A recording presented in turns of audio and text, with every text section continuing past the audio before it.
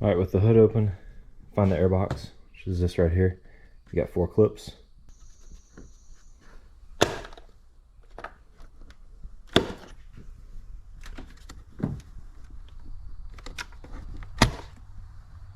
And then you got another one that's kind of hidden down in here.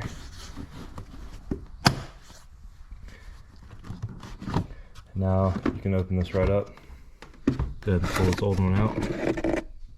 And while you got this open, clean out all this extra dirt and everything else that's in here. Alright, with all the dust cleaned out, grab your new filter, which is a pretty weird shape, kind of hard to find. Just open up the air box and slide this new one in.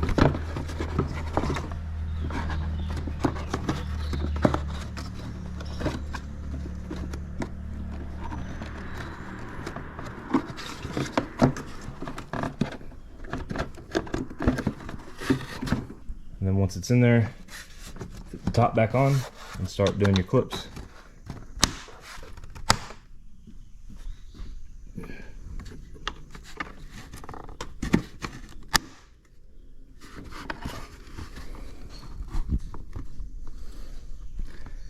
And this last one down here is the hardest one. There you go. You just changed your engine air filter, save yourself about $60 to $80.